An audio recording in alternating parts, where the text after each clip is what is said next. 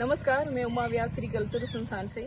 आज मैं विदिशा में हूँ। विदिशा भोपाल से लगभग 70 किलोमीटर के आसपास है और मेरे पीछे आप देख पा रहे होंगे हेलियोडोरस पिलर, जिसे खम्बा बाबा भी कहते हैं। अगर आप इन मूर्तियों को देखेंगे, यहाँ शिवलिंग भी है और अन्य कुछ प्रतीकात्मक मूर्तियों पे कुछ उकेरा गया है। तो ये यहाँ पे खुदाई में प्राप्त हुए थे।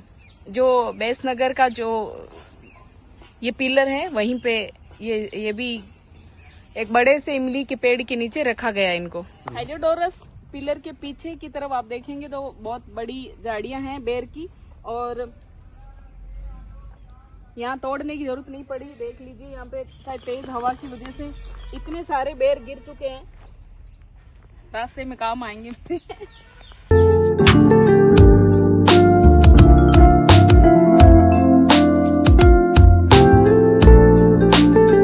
आपको सिर्फ ये इस पत्थर को पिलर ना समझते हुए ये समझना चाहिए कि ये भारत और यूनान दोनों का जो एक कल्चरल डायलॉग था, उसका ये एक लिविंग एविडेंस है। इसका जो निर्माण है वो लगभग 113 BC में किया गया था। इसको इंडो ग्रीक राजा जो थे एंटियालकिड्स, उनका जो राजदूत हेलियोडोरस थे, उनके द्वारा एस्टेब्लिश किया गया था। और जो हेलियोडोरस था, उसने खुद को भागवत नाम से भी पुकारा था। उसने खुद को ये उपाधि दी थी भागवत की। और वो जो कि ये वैसे ये जो पिलर था भगवान वासुदेव यानी कि भगवान कृष्ण को समर्पित है, और इसलिए उन्होंने जो उपाधि धारण की थी भागवत की।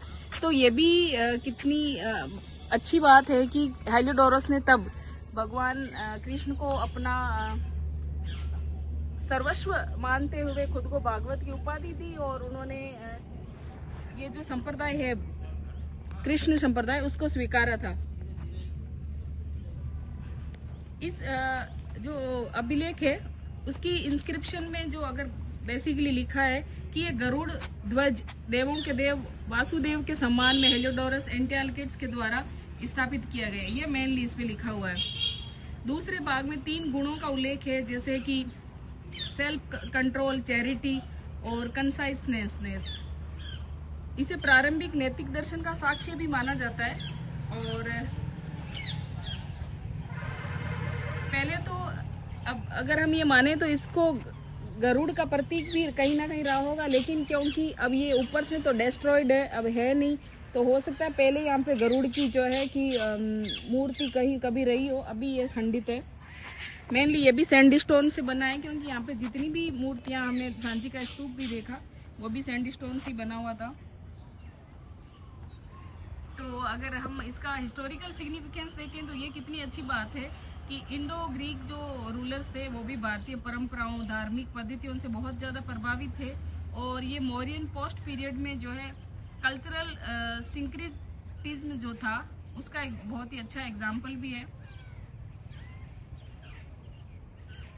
दूसरी बात यह है कि क्योंकि सांची के जो स्तूप है उसके नियर बाय हैं, जो हमें ये बताता है कि भारत की धरती पर कभी सीमित नहीं रहे विचार, और वो यहाँ से लेके यूनानी जो दूत थे वहां तक पहुंचे, और हेलियोडोरस ने खुद को कृष्ण का भक्त भी माना।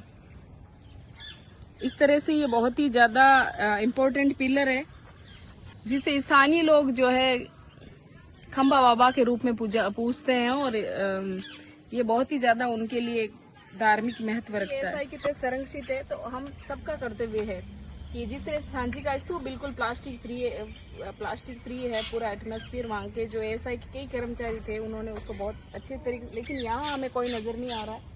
तो ये हमारा जो है एक नैतिक दायित्व है और पर्सनल दायित्व, ये सामूहिक दायित्व आप जैसा समझे, कि हम किसी भी तरह के प्लास्टिक बॉटल्स या रेपर्स यहाँ पे ना डालें, और इन जो भारतीय प्राचीन संस्कृति है उसका सम्मान करें, उसका संरक्षण करें। धन्यवाद।